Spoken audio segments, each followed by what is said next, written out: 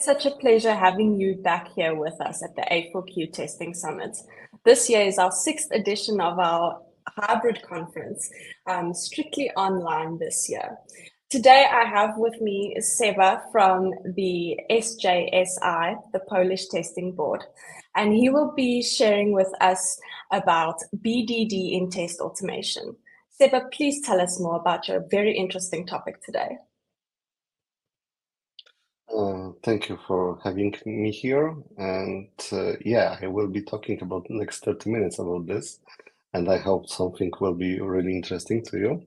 But before we start, I would like to give big wishes to all the testers around the world because it's today is the International Testers Day. So from my perspective, I wish you happy hunting, people, and good communication with our lovely developers. And about the communication, there will be this talk. So, okay, let's start then. What the topics or what is the agenda for us today? So, at first, I would like to start to a quick reminder to what is the BDD about. Then I will share with you my experience, then typical problems like we went up, and the conclusion, and I hope that there will be any takeaways that will be interesting to you. So let's start. Sorry, it's about me, but this is not important. If you just wanted to catch me, use LinkedIn. There is QR code. So helicopter view. So shift left concept. So probably all of you already know, because this is very basics in our software development lifecycle. So we have the V model, which was invented many years ago. This was the initial phase of how we can, organize our process of lifecycle. So how, in short, and how we can organize our development work in order from the concept, the idea to deliver it. And it is very, as you see, very easy, nice, and very well organized, well thought. So this is something that was doing, historically, and in the first project, which finished with the successful. But then people start to thinking about, okay, this is might takes too much time. Too much time. It costs us too much money. And what is happening if we discover some problem on the latest phases? So let's look at this and make it more, more agile or more optimization. But if this was very common to all, I would say that even that some of the contacts, some of the businesses thought about this optimization. Even nowadays, we still have some kind of some industry that are still using those middle. For example, aviation, automotive, generally transport. This model is still being heavily used. So there is still part of our software life that they stay and they work on this model and enhance a little bit this. But there are also some other businesses like that go for the agile. Agile, we know all that it should be more flexible, easy, quicker, and should allow us to deliver in point what exactly business expect from us. And we can do it for the for the other for example for selling or for commerce where there's no problem, there is no life critical stuff. And what was the concept of the agile, except all those all those manifesto?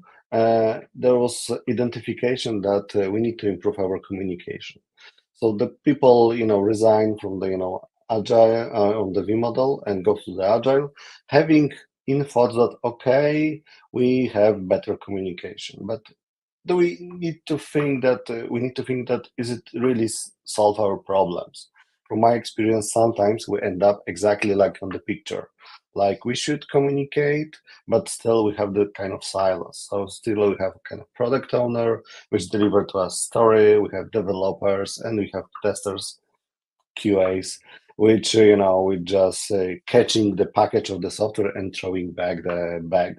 So even that we try to do something with our lovely models, tune them, optimize them, we still have typical people's problem, like how to contact, how to communicate, and how to understand each other better. Also, if we look even on our CTFL4, one of the latest products released by the ISTQB, we can see that there is some sections about this, and at least one I would like to look twice on the because you probably already know this, but look again on the section called testing as a driver for the software testing. So there's also concept that the testing can be driver, how we can doing the software. And we can look on our daily activities in like this. So for example, when we come back to our V model and we look on the bottom of this V letter, there's a module and design, unit test, and decoding. And people who thinking, okay, how we can do it with the improving communication to being in sync and still, to deliver software in much quicker. So it's much cheaper. So this is the first step, if the direction to thinking kind of out of box, how to optimize this.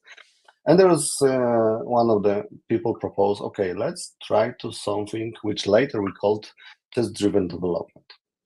So if it help, let's see, quick reminder what is about this TDD. So if we look on those three models, we can compare those to the three steps.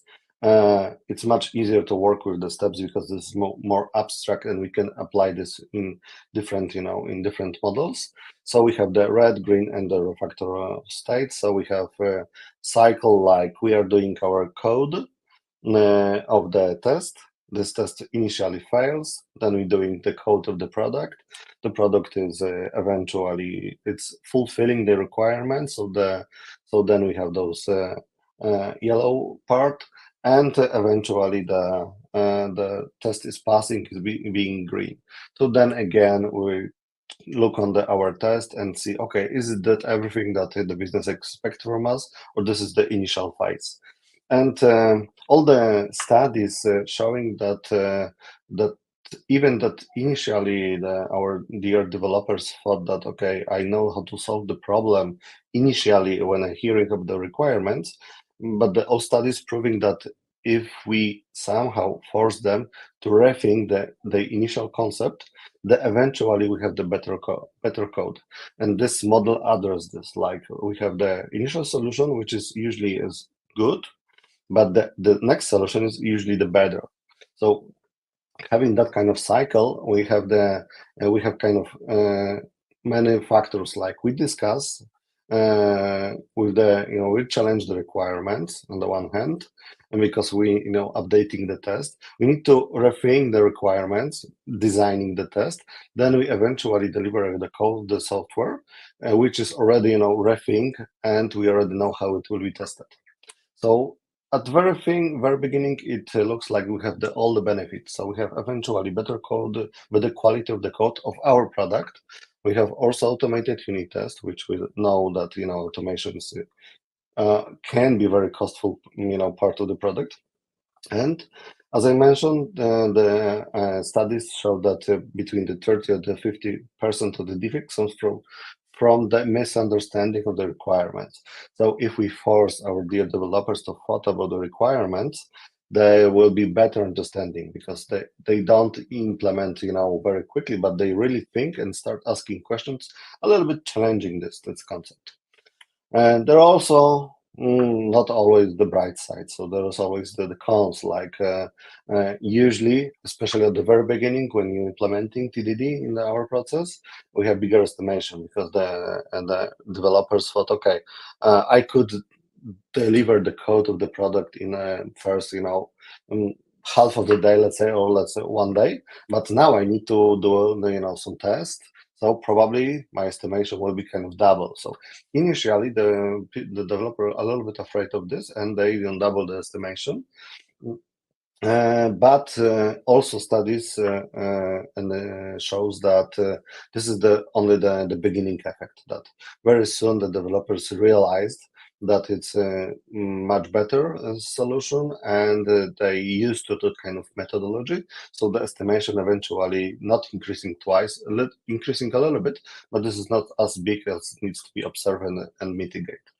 The other thing is that badly designed the unit test. So when we have the badly designed unit test, then we have the problem, and this is the required kind of skills. So the developers needs to really either cooperate with the testers, which help them to design the test cases on even on the abstract level, but design in a better way, or you from pure technical engineering perspective, how to use the proper framework, how to mock the elements, what to test, what to not test. So this is the concept, and I would say a kind of risk that if it will be badly implemented unit test, they will not help, but they slow us down. So this is one of the risk in the anti-pattern in this methodology. But eventually, people value those methodology as very good and very useful, and was very happy. And this was the first step in the mankind on the noon.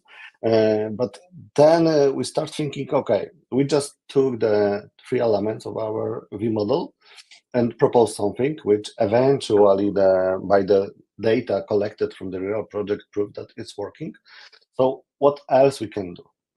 And then some of the people thought, okay, since we have the concept which is working, so let's try to do one more step, this time much bigger step. And let's try to not take the requirements which is already prepared on the module level, but the real from the very beginning on the business level. And that's we started discussing about the behavior-driven development. Fun fact is that in the very beginning, when I learned about this framework methodology, it was sold to my manager like this is business-driven development. Just to emphasize, this is the business drives this development, not anything else. But more popular is behavior-driven, and also this concept is very often it's is being used with the DDD, domain-driven design, which is probably one of the keyword that our architect and the developers is really keen about this. So we have our concept. So again, we have the model like requirements that need to be understood, design the test, and implemented code. And in the BDD, we have something like specification workshop or general workshop. We can call it meeting, kind of other option like Free Amigos, which comes from the Agile. But usually at the very beginning, we have kind of workshop. And the concept assumes that, okay, if we have the people like representing their own roles, like developers, business, testers, DevOps, security, depends on our concept of our project. Let's let's groom those people in the one room and let's allow them to discuss. And usually the first workshop looks like this, like on this picture. Like we have the business, which is telling that what we'd like to achieve, what kind of future will look like. Then we have the guy who is, very keen in developing, and he already knows how it will be implemented. He see this code, and also we have the person who is okay, how it should be tested, or how the database need to be structured. And as you might assume that having that kind of three different personality even in the one room, and even not allowing them to leave this room, it's not helping with the communication. So there is yet more research about how to make those people to really communicate. But before we'll go there, this is the goal that we would like to achieve, that even that people initially don't understand each other, and eventually through the different models, techniques, they try to understanding. This is something that we would like to achieve. So that business comes to us and say something about, then she in that case got the feedback like blah blah blah, technical rubbish that is doesn't understand her for her. But from this feedback she realized that, okay, so I thought about something which is not expressed vocally, so this is not was clearly defined, and this is the real gold benefit of that kind of model. So after this workshop, the business are able to define more precisely what they would like to achieve. But still, we have the problem with the communication to others. So again, different people, mainly not technical or from different scopes, and the solution. So in the BDD model, it was proposed or defined something like ambiguous language, so or domain language that was defined like this is the type of the language which is ambiguous. So which means that it's understand, document, and validate. So we propose some kind of protocol of the communication, or we start to communicate in a certain way that will address or deliver all those 3 points. So all people in the room will understand the first what we're talking about. Later, this language or the way of the communication will allow us to document. Someone will be able to write down what was expressed and how we agreed on this. And this way of the writing down, and we can say that freeze this moment of the common understanding, will be later used to validate. And what else next? So me personally, from very first moment when I hear about BDD, it was BDD. It's equal to Gherkin. So this was something that that I need to implement it, and as soon as I implement it, it will be mean that I understand and I work in BDD. But then I go to some kind of conference. By the way, I encourage you to go into the conference, to meet the people, to talking with the people. This one, it was really surprise to me because I, participated in some workshop, shift left using BDD. So I was, attending and signing to this workshop just thought, okay, eventually I will see how to solve my problem with the Gherkin syntax or whatever other unambiguous language, just to solve my problems, because I have many problems about this. And then we spent the whole day with the group, with the Eric and the Martin leadership, which, by the way, again, I recommend those trainers. And we spent the whole day. We worked really hard, but at the end of the day, we haven't write it down any single structure in the Gherkin. So after this workshop, I eventually realized that okay, and we are talking about the concept, and we are talking about the common understanding and documenting and validating. What type of the syntax we pick up later it really depends. Of course, there are kind of standards, like I already mentioned, Gherkin. When we have standards like this, like we have usually the old communication organized by the key three key different words like given, when, then. So we have given options when we specify what the usually business would like to achieve. We have when, so we have the preconditions, stuff like this, and then what is being achieved.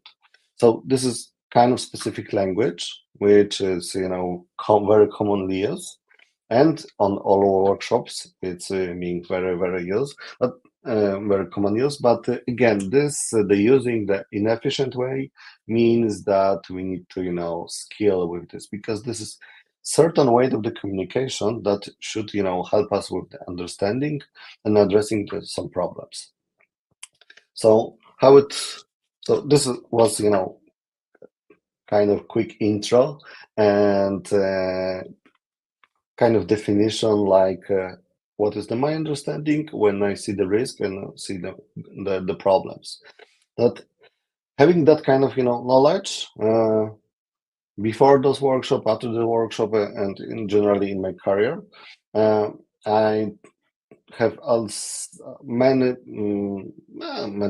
I have few times the idea. Okay, let's try to implement this and let's do it in the proper way to have all the benefits. And what kind of problem I encounter in that kind of situation. So we can, let's say, group those problems or gather those problems or define them like in 3 sections. Always people. So yes, the people, and we are the one of the biggest challenges in our IT projects, because we have this different personality, we have different culture, we have different skill in the communication. Even those pictures from the beginning of my presentation showing you that the certain people like sales department will be communicating different way than the developers. And what is our typical, mankind reaction when I try to talk with somebody who doesn't understand me? Okay, I'm not talking to you anymore because you don't understand me. So that's why we have those frameworks, we have those skills, and sometimes the organization need to invest some kind of, training to, to be more open. So this is the one thing. The other thing, that people, of course, are busy, and who is the most busy person in the organization? Usually the business is most busy person. At least this is my personal experience.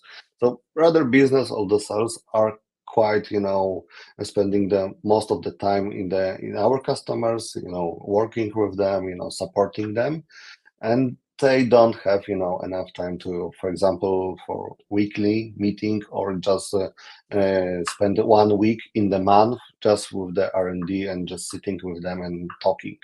So this was always challenge for me, that people for the really working with the customer was very, very far from my R&D department. So it was a big again, challenge to have them in the meeting, in the room, and in the discussion.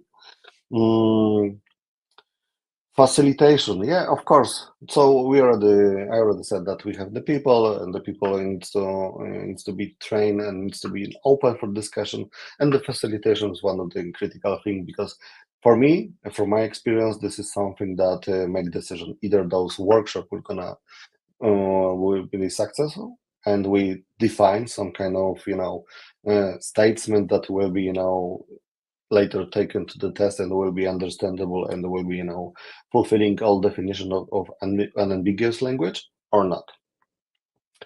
So this was people. Technology. Of course, there are many frameworks that implementing this, but also from technological perspective, we need to think about the few aspects. Like, if we introducing the BDD, so it means that we introducing this in the whole organization. So it's also mean that even that that's some in the optimistic way, that we have the business that have time for us. So from the top to down, we have the old people that understand what is BDD, and would like to use this. So on pure technological level, we still have something like, okay, if we pick up framework for let's say project A, it means that those framework will stay in the project A, or if we should rather pick up a framework on the organizational level. And then if we figure out on the organizational level, the other project needs to implement in this, and this is against the agile, because the agile team, or the project team, should decide. We should give them ability to pick up the best framework which is for them. And again, then it needs to be clearly defined whether on organizational level, for example, we would like to use BDD, but then leave the decision to the project, or not, or we just make someone make decision. Okay, we invested in training so much, so we have to use this kind of solution. End of story. So this is definitely one of the things that needs to be addressed. Feature files. So this is the object, the artifacts that started appearing in our software ecosystem. So before this, we have the requirements in different formats. Sometimes it was in the Word, sometimes it was BPMN, sometimes it was kind of models. But the BA and the requirements has their own repository. Tester has their own repository of the test, and the code is usually in the different repository.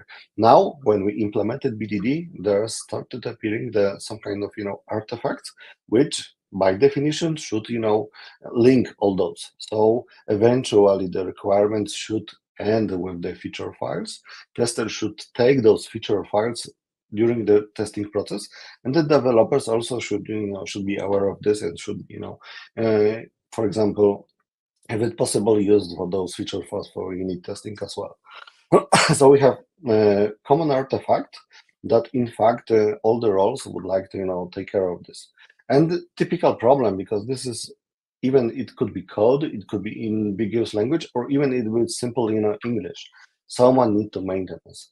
If we allow the whole community, whole our team just to put the text there in the format they wish, even if we define the high level grammar of the format, but still allow them to do it, then we have big problem. And this is end up with like typical with the old source code maintenance problems, maintenance hell. So of course, this is something that needs to be addressed on the technological level and natural tendency. So yeah, if you allow the tester, okay, and figure out yet another case, yet another case, yet another case. So be aware that that from the simple sentence, which was easy, happy path requirements, the tester will generate a lot of other sentences. What is happening if, and what is the definition? So this is on the one hand something that we would like to do, and we got from the tester, but on the other hand, it again causing that it is much more specified. And the other, you already mentioned about the product organization, so project delivery stack. So sometimes it's this decision, we have one project in Java, second in C# or PHP or something else, and we need to make some kind of hard decision what we implementing on which level. And of course, important that whole team needs to feel the responsibility for this, which goes to us to our typical problems. That because usually the testers are the people that taking those feature files and validating, because this is part of our role. But in my career, it was usually test only for testers. Really, this is something that we would like to end up. And because of the again lack of the access to the business owners and the business strategy, we just usually in my career was that the tester was responsible for the maintain the feature files. There was problem with requirements because for the business analyst or UX designer they have their own format. So we end up with the tester design or doing those, creating those feature files, and later we using them again in the validation files. So this was the cost of implementing Gherkin, stuff like this. But this was very specific, and sometimes you might think, okay, maybe using that very strict approach is very too heavy. And for that cases, I recommend, for example, to look in the Gojko Adzic book specification, for example, which on the concept level, we are talking about the same thing, but without those, implementing the framework. And this is maybe something when you're, keep alone and you just want to use the good things from the concept, but unfortunately without the product owner or project managers. So I already mentioned the Gherkin. So this is the time when you can, if you haven't seen it, this is the example how the Gherkin looks like. And the Gherkin is something that Gaspar Nagy was proposed. And this is a fun fact that how the spec flow has been originated, that he liked the concept, he is using .NET, and he figured, oh, okay, I need something that it's working in the same. So he sit down and proposed this, and that's why spec flow, being originated. He's talking about this on his talk, so I recommend to Google him and listen his talk. So for .NET we have spec flow, for Java we have JBehave, and for Python we have a lot of Behave, Radish, and many more. So we see that on the technological level, the Gherkin is very popular, and the Gherkin allows us to to catch the snapshot from those unambiguous requirements and write in a certain syntax. Pros, again, reporting, because we already have the specified so requirements in the easy language syntax that can be read, can be even without the context too much to understand and to validate. So usually it's also really nice reporting, stuff like this. Also the people without the knowledge or without coding knowledge or stuff like this can work with this. So either the junior testers can understand, or either the people related to the business don't need to bother to reading the report from the, I don't know, unit test coverage or even the end-to-end test, but they just see the sentences like, I would like to have that story like this, and see, okay, this story is on the report and this green, so probably this is already implemented, so I can take it in demo to our customers. And again, from my perspective, we have one unexpected benefit that I implemented in our project, because it looks like that usually we have the backend, front end, DevOps, all those technology stacks and the areas has their own solutions, and having kind of level of abstraction, in that case Gherkin, allow me, for example, to connect them. So I was able to do certain action which was dedicated and easy to implement in the backend, and take them and use, for example, for front-end testing.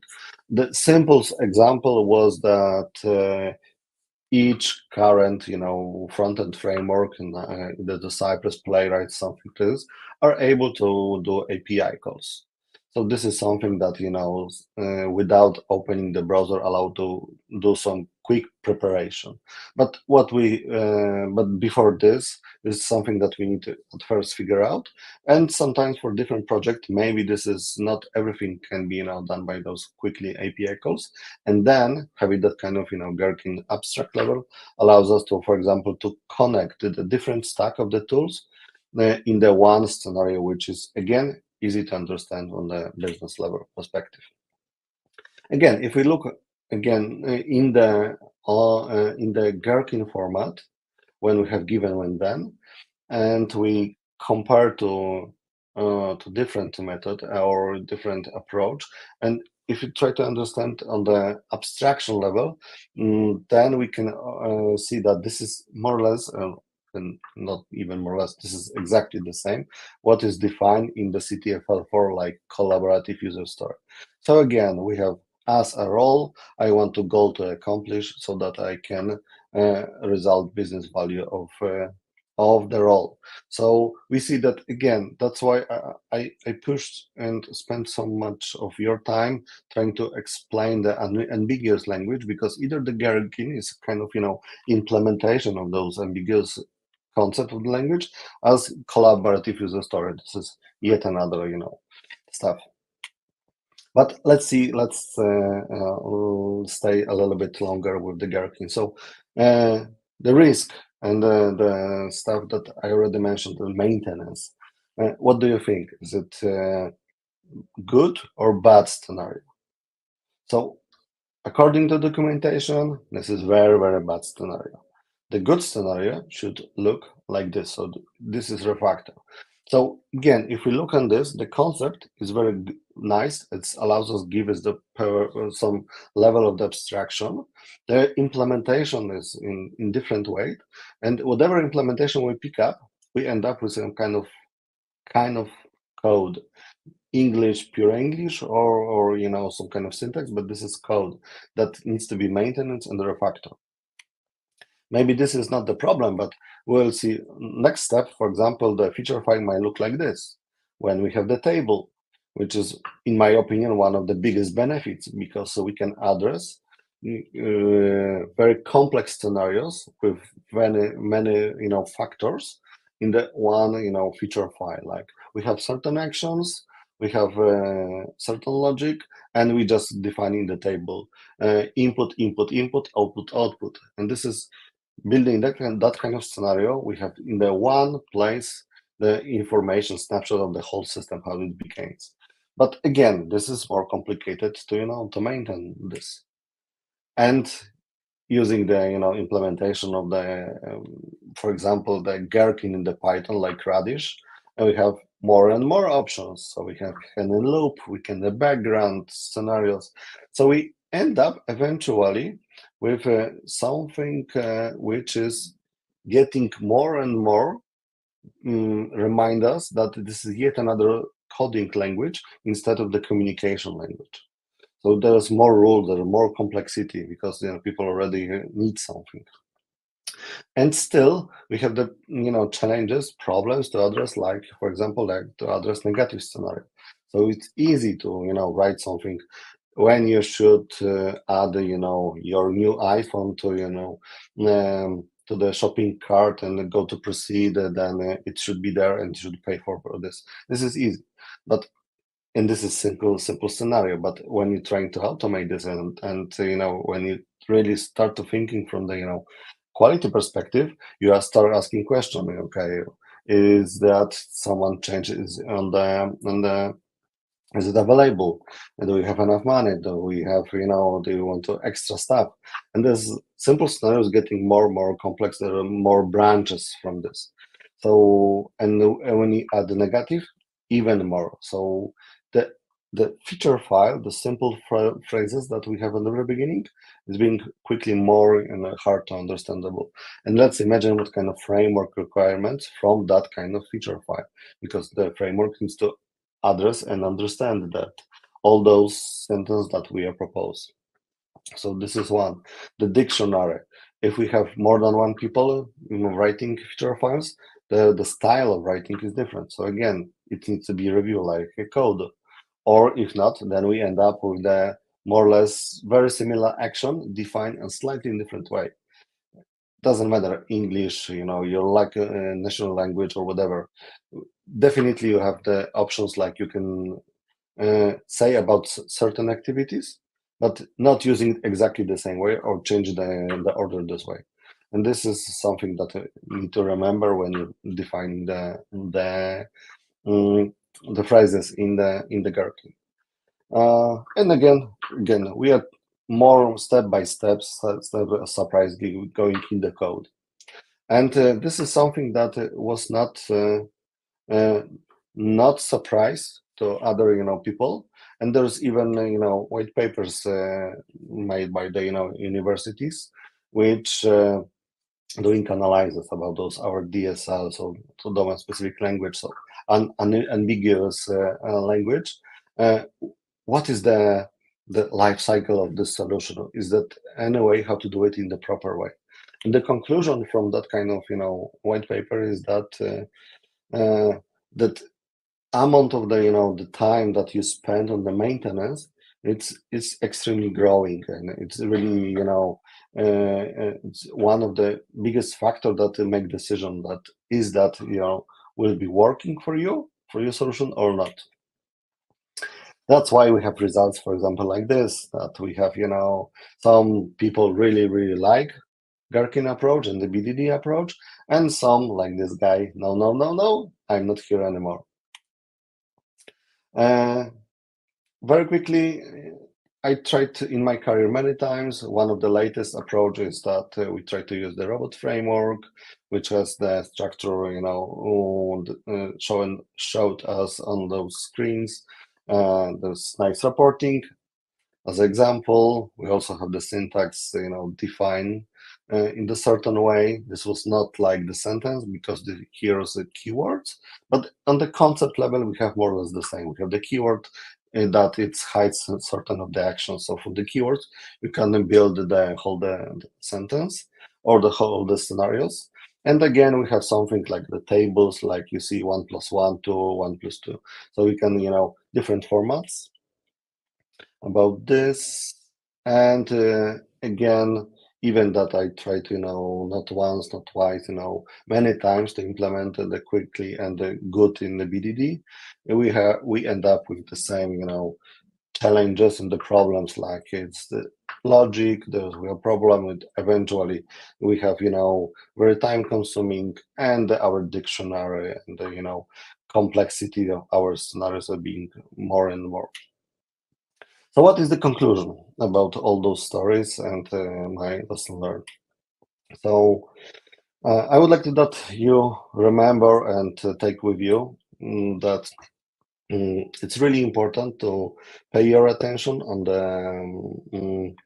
the framework, and it's good that implementing will give us some kind of abstraction because it brings benefits, improve observability, and sometimes those automated stuff can allow you with certain other actions, like for operational. So again, shift right, but also you need to look on those abstraction level that it have the natural tendency to being yet another complexity language that needs to be implemented, and as a language needs to be really control in the very strict level as you're doing with your coding language. And unless you have real BDD. So again, having real BDD means that have all the robots in the same room which communicate, which understand and allow you define those language. This is much better, and then it's definitely worth to implement it. And needs to enforced by the other approach. So yeah, sometimes we have in the organization problems that we have maybe not enough engineers, and recently I'm observing the tendency that more visual testing is available from the shelf on the market. So, and usually for that kind of solution frameworks, implementing that kind of level of abstractions, or for let's assume the Gherkin, it's one of the type of the input that can be easily put in this tool, and the then tool is doing the test automation testing for us. So yeah, this is very quickly 40 minutes, so not quickly, but this topic is is really ongoing. Even a few days ago I have really nice discussion with the one of the program committee from the Georgian conference, which also I recommend to be there first of all, but also to listen to recording. So thank you for your attention. I hope that it was useful, and I hope that I address a little bit your concern about this, and I'm waiting for your questions if there is any. If not, then don't hesitate to contact me on the LinkedIn and we can talk about this. Thank you. Seba, great presentation from you, and so extensive and informative. I'm so sorry, but we have unfortunately run out of time, so there is no opportunity for a question and answer session. But I'd like to just remind our viewers that we will be live the whole day today, on the hour, every hour, and to please tune in to our next sessions. And if you enjoyed Seba's presentation, please head over to our website and vote for him as our best presentation or best speaker position. And Seba, thank you so much. We look forward to having you take part in one of the next A4Q testing summits in the future. Yes. Take part and give Thank the feedback. Everyone. Thank you. Thank you. Bye-bye.